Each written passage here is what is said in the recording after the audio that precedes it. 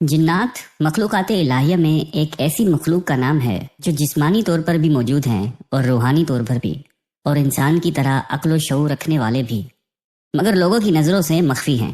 اس لیے ان کا نام جن رکھا گیا ہے کہ جن کے لفظی معنی مخفی کے ہیں۔ جنات کی تخلیق کا غالب مادہ آگ ہے، جیسے انسان کی تخلیق کا غالب مادہ مٹی ہے۔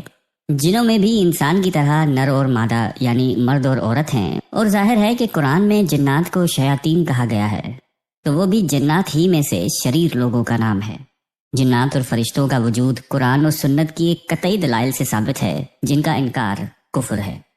اللہ تعالیٰ نے فرشتوں کو بدھ کے دن پیدا کیا، جنات کو جمعرات اور حضرت آدم علیہ السلام کو جمعے کے دن پیدا فرمایا۔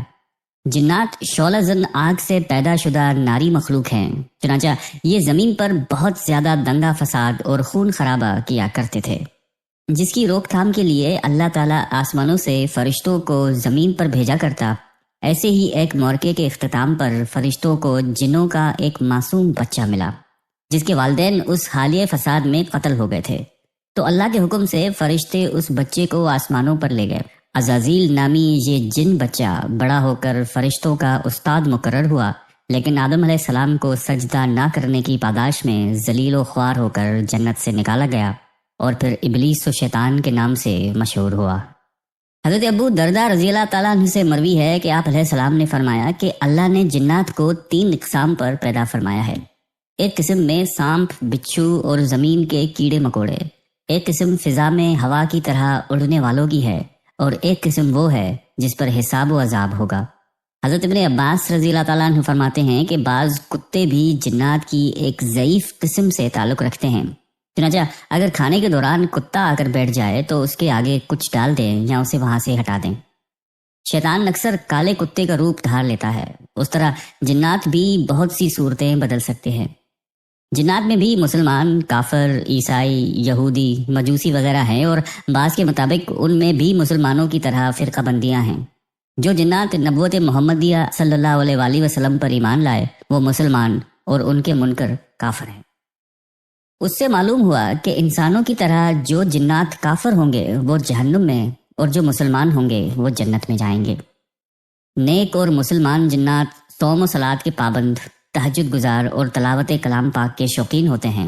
حضرت معاذ بن جبل رضی اللہ تعالیٰ عنہ سے مروی ہے کہ آپ علیہ السلام نے فرمایا کہ تم میں سے جو شخص رات کو نماز ادا کرے تو اسے چاہیے کہ وہ اونچی آواز سے قرات کرے، کیونکہ فرشتے بھی اس کے ساتھ نماز ادا کرتے ہیں، اس کی تلاوت بھی سنتے ہیں، اور مومن جنات جو ہوا میں ہوتے ہیں یا اس کے پڑوسی ہوتے ہیں وہ بھی اس کے ساتھ نماز ادا کرتے اور اس کی تلاوت سنتے ہیں۔ اور انسان کا اونچی آواز میں تلاوت کرنا اس کے اپنے گھر اور آس پاس کے گھروں سے شریر جنات اور سرکش شیاطین کو بھگا دیتا ہے۔ حضرت ابن عمران فرماتے ہیں کہ میں ایک دن فجر سے پہلے حضرت حسن بصری رحمۃ اللہ علیہ کی مجلس میں شرکت کے لیے گیا تو دیکھا کہ مسجد کا دروازہ بند ہے۔ ایک شخص دعا مانگ رہا ہے اور ایک جماعت ان کے پیچھے دعا پر آمین کہہ رہی ہے۔ چنانچہ میں باہر بیٹھ گیا حتیٰ کہ مؤذن آیا، اس نے اذان دی اور مسجد کا دروازہ کھولا۔ میں اندر داخل ہوا تو دیکھا کہ وہاں صرف حضرت حسن بصری رحمۃ اللہ علیہ اکیلے تشریف فرما تھے۔ ان کا رخ قبلے کی جانب تھا۔ میں نے عرض کیا کہ میں فجر ہونے سے پہلے آیا تھا، اس وقت آپ دعا کر رہے تھے اور لوگ آمین کہہ رہے تھے، لیکن جب میں اندر آیا تو آپ کے علاوہ کسی کو نہیں دیکھا۔ انہوں نے فرمایا کہ یہ اہل نصیبین کے جنات تھے جو شب جمعہ ختم قرآن میں میرے پاس آتے ہیں، پھر شرکت کے بعد واپس چلے جاتے ہیں۔ سورہ رحمان کی آیت نمبر 56 میں حوروں سے متعلق ارشاد باری تعالیٰ ہے کہ نہ تو اس سے کسی انسان نے قربت کی ہوگی نہ ہی کسی جن نے۔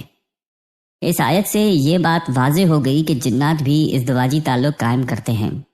حضرت قتادہ رحمۃ اللہ علیہ بیان کرتے ہیں کہ جنات کی اولاد ویسی ہی پیدا ہوتی ہے جیسے انسانوں کی، لیکن جنات کی نسل بہت تیز ہوتی ہے اور ان کی اولاد کثرت سے ہوتی ہے۔ حضرت عبداللہ بن عمر فرماتے ہیں کہ اللہ تعالیٰ نے انسانوں اور جنات کو 10 حصوں میں تقسیم فرمایا ہے، ان میں سے 9 حصے جنات ہیں اور 1 حصہ انسان۔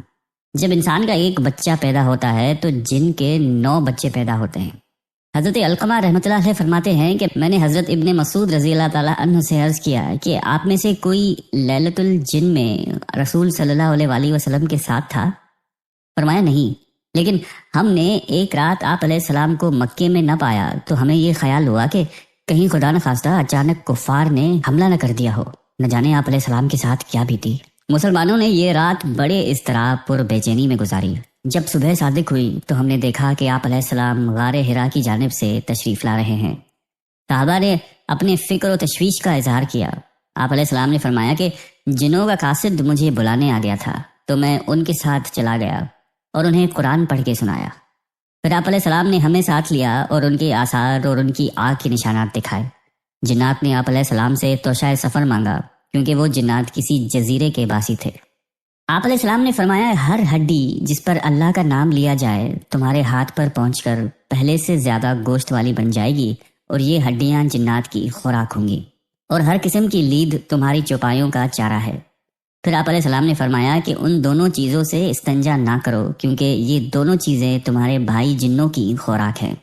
حضرت ابو ہریرہ رضی اللہ تعالیٰ عنہ سے روایت ہے کہ آپ علیہ السلام نے فرمایا کہ میرے پاس شہر نصیبین کے جن آئے تھے، وہ کیسے اچھے جن تھے۔ انہوں نے مجھ سے زاد راہ کی خواہش کی تو میں نے ان کے لیے اللہ سے دعا کی کہ جس ہڈی یا گوبر پر سے ان کا گزر ہو تو اس پر وہ کھانا پائیں گے۔ مولانا مفتی محمد شفیع رحمۃ اللہ علیہ سورت جن کی تفسیر میں اس سورت کی شان نزول میں بیان کرتے ہوئے 4 اہم واقعات کا ذکر فرماتے ہیں۔ پہلا واقعہ، آپ علیہ السلام کی نبوت سے پہلے شیاطین آسمان تک پہنچ کر فرشتوں کی باتیں سنتے تھے۔ آپ علیہ السلام کی نبوت کے بعد انہیں شہاب ثاقب کے ذریعے سننے سے روک دیا گیا، اور اسی حادثے کی تحقیق کے ضمن میں یہ جنات آپ علیہ السلام تک پہنچے۔ اس واقعے کا ذکر سورہ احقاف میں بیان کیا گیا ہے۔ دوسرا واقعہ، زمانہ جاہلیت میں عادت تھی کہ جب کسی جنگل یا وادی میں دوران سفر قیام کی نوبت آتی تو اس اعتقاد سے کہ جنات کے سردار ہماری حفاظت کریں گے، یہ الفاظ کہا کرتے تھے کہ میں اس جنگل کے سردار کی پناہ لیتا ہوں اور اس کی قوم کے بے وقوف شریر لوگوں سے۔ تیسرا واقعہ، مکہ مکرمہ میں آپ علیہ السلام کی بد دعا سے قحط پڑا تھا اور کئی سال تک رہا۔ چوتھا واقعہ، جب آپ علیہ السلام نے دعوت اسلام شروع کی تو کفار و مخالفین کا آپ علیہ السلام کے خلاف ہجوم اور نرغہ ہوا۔ حضرت ابن عباس رضی اللہ تعالیٰ عنہ فرماتے ہیں کہ جنات آسمان کی طرف چڑھتے تھے اور وحی کے کلمات سنتے تھے، پھر ان میں 9 حصے اضافہ کر کے زمین پر پھیلا دیا کرتے تھے۔ آپ علیہ السلام کی نبوت کے بعد ان شریر جنات کو اس عمل سے روک دیا گیا۔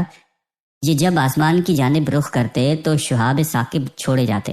ان جنات نے اس کا ذکر ابلیس سے کیا تو اس نے کہا کہ ضرور زمین میں کوئی نئی بات ظہور پذیر ہونے والی ہے جس کی وجہ سے آسمانی دنیا کی سخت ترین حفاظت کی جا رہی ہے۔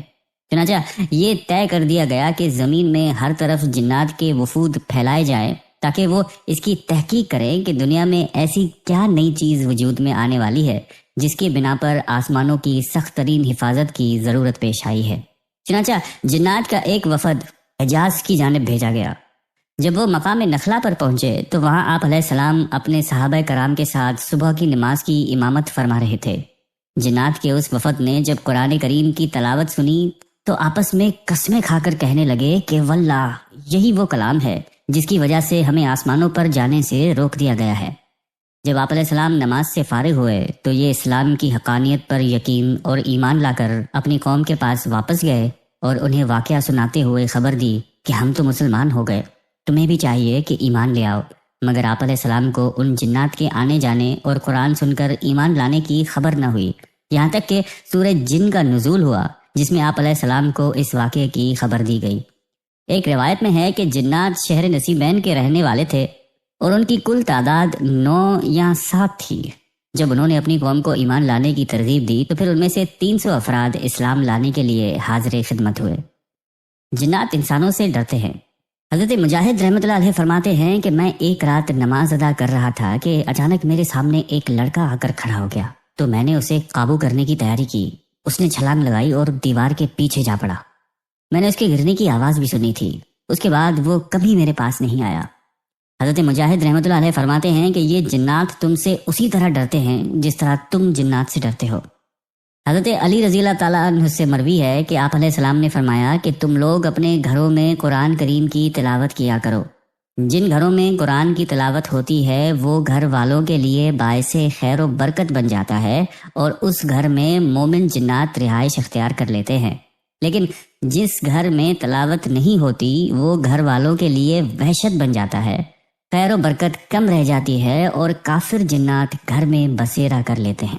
قرآن کریم میں اللہ تعالیٰ فرماتا ہے کہ اے جنات اور انسانوں کی جماعت، کیا تمہارے پاس تم ہی میں سے پیغمبر نہیں آئے تھے جو تم سے میرے احکام بیان کرتے اور تمہیں اس آج کے دن کی خبر دیتے؟ رسالت اور نبوت کے معاملے میں جنات انسانوں ہی کتابیں ہیں، ورنہ جنات میں الگ سے نبی نہیں آئے۔ البتہ رسولوں کا پیغام پہنچانے والے جنات میں ہوتے رہے ہیں، جو اپنی قوم کے جنوں کو اللہ کی طرف دعوت دیتے رہے ہیں اور اب بھی دیتے ہیں۔ لیکن ایک خیال یہ بھی ہے کہ چونکہ جنات کا وجود انسان کی پیدائش سے پہلے کا ہے تو ان کی ہدایت کے لیے انہی میں سے کوئی نبی آیا ہو۔ پھر حضرت آدم علیہ السلام کے آنے کے بعد ہو سکتا ہے کہ جنات نبیوں کے تابع رہے ہوں۔ البتہ نبی آخر الزماں حضرت محمد صلی اللہ علیہ وآلہ وسلم کی رسالت بہرحال تمام جن و انس کے لیے ہے اور اس میں کوئی شبہ نہیں۔ حضرت سلیمان علیہ السلام ہفت اقلیم یعنی پوری دنیا کے بادشاہ تھے۔ دنیا کی ہر شے آپ کی مطیع و فرمان بردار تھی۔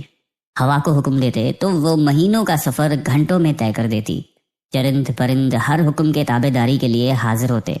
سرکش جنات ہر وقت ہاتھ باندھے احکامات کی بجا آوری کے لیے تیار رہتے۔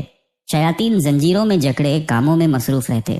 اللہ تعالیٰ نے مومن جنات اور سرکش شیاطین کو حضرت سلیمان علیہ السلام کا تابع اور فرمان بردار بنا دیا تھا، جو نوکروں چاکروں کی طرح آپ کا ہر حکم بجا لاتے تھے۔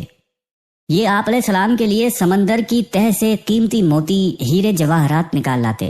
حضرت سلیمان علیہ السلام کو بڑی اور خوبصورت عمارتیں بنانے کا شوق تھا، چنانچہ وہ آپ کے حکم پر عالی شان عمارات تعمیر کرتے۔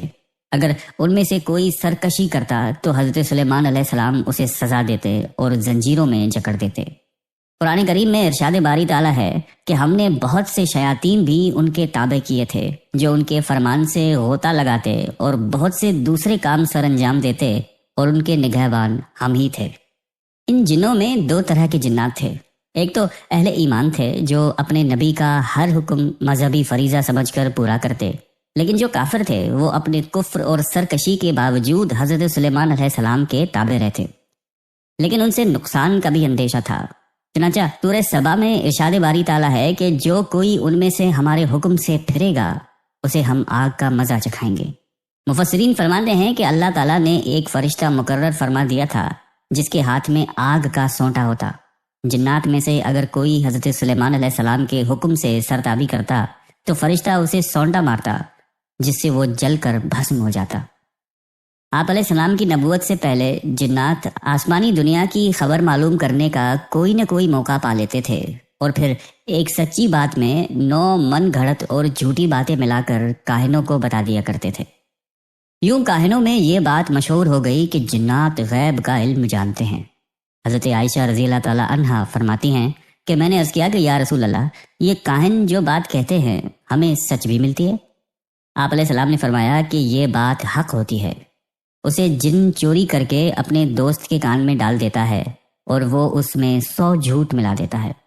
حضرت صفوان بن سلیم رحمۃ اللہ علیہ فرماتے ہیں کہ جنات انسانوں کے سامان اور کپڑوں کو استعمال کرتے ہیں، بس تم میں سے جو شخص کوئی کپڑا اٹھائے یا رکھے تو بسم اللہ پڑھ لیا کرے، کیونکہ اللہ کا نام مہر ہے۔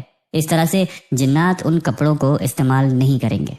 حضرت انس رضی اللہ تعالیٰ عنہ سے روایت ہے کہ آپ علیہ السلام نے فرمایا کہ گندے مقامات شیاطین کے رہنے کی جگہیں ہیں۔ حضرت انس رضی اللہ تعالیٰ عنہ فرماتے ہیں کہ آپ علیہ السلام قضائے حاجت کو جاتے تو یہ پڑھا کرتے تھے کہ اللہم انی اعوذ بک من الخبث والخبائث، یعنی اے اللہ میں آپ کی پناہ مانگتا ہوں خبیث جنوں اور خبیث جنیوں سے۔ اللہ تعالیٰ نے انسان کو اشرف المخلوقات بنایا ہے، چنانچہ جنات و شیاطین سمیت دنیا کی ہر مخلوق انسان سے خوف کھاتی ہے۔ اللہ اور اس کے نبی علیہ السلام کی تعلیمات کی روشنی میں بدترین جنات اور شیاطین کو شکست فاش دینا بہت آسان ہے، لیکن اگر جنات کی وجہ سے کچھ لوگوں کو بیماری یا موت لاحق ہو جائے تو یہ خود اپنے اوپر ظلم کرنے کے مترادف ہے، جس میں جعلی پیر فقیر اور سنیاسیوں کا بڑا ہاتھ ہے۔ جنات سے مقابلہ کرنے کے لیے ذکر الہی، دعائیں، اعوذ باللہ من الشیطان الرجیم، استغفار اور سورہ فلق اور سورہ ناس کثرت سے پڑھی جائے، لیکن 5 وقت کی نماز ادا کرنا سب سے اہم ہے۔ جنات و شیاطین کے خلاف مدد حاصل کرنے اور انہیں شکست فاش کرنے کے لیے سب سے بڑا عمل آیت الکرسی کا پڑھنا ہے۔ انسان سے شیاطین کو بھگانے، جنات کے اقدامات کو باطل کرنے اور ان کی آفات سے بچنے اور منفی عملیات سے محفوظ رہنے کے لیے آیت الکرسی میں بڑی عظیم تاثیر ہے۔ یہ مرگی کا بھی علاج ہے۔ حضرت ابو ہریرہ رضی اللہ تعالیٰ عنہ سے روایت ہے کہ آپ علیہ السلام نے فرمایا کہ آیت الکرسی قرآن پاک کی سب آیات کی سردار ہے۔ جس گھر میں شیطان ہو تو اسے پڑھا جائے، وہ بھاگ جائے گا۔ ہر رات سونے سے پہلے گھر میں آیت الکرسی پڑھ کر حصار باندھنا بزرگان دین، اولیاء کرام اور تجربہ کار حضرات کا معمول ہے۔ اس عمل سے صبح صادق تک پورا گھر اور اس میں موجود افراد ہر طرح کے انسانی اور شیطانی شر سے محفوظ رہتے ہیں۔ حضرت قتادہ رحمۃ اللہ علیہ بیان فرماتے ہیں کہ جس نے اپنے بستر کی ٹیک لگاتے ہوئے آیت الکرسی پڑھ لی، 2 فرشتے اس کے سپرد کیے جاتے ہیں جو صبح تک اس کی حفاظت کرتے ہیں۔ سورہ فلق اور سورہ ناس قرآن کریم کی یہ آخری 2 صورتیں ہر قسم کے شیطانی عملیات، جادو ٹونے اور نظر بد کا علاج ہے۔ حضرت ابو سعید رضی اللہ تعالیٰ عنہ فرماتے ہیں کہ آپ علیہ السلام جنات اور انسانوں کی نظر بد سے پناہ مانگتے تھے، یہاں تک کہ جب آخری دنوں میں یہ صورتیں نازل ہوئیں تو آپ علیہ السلام نے انہیں پڑھنا شروع کر دیا۔ اللہ تعالیٰ مجھے اور آپ کو شیطانی شر سے محفوظ فرمائے، آمین۔